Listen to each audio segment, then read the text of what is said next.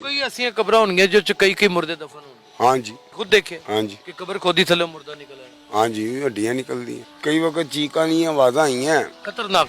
हाँ, ते जाके देखिया कोई शायद औरत ही चीका मारी, कोई फड़ के ना लियाए होन। देखिया वो कुछ भी नहीं नजर आया। फिर आ गए, फिर चीकां दी आवाज़ां आईयां।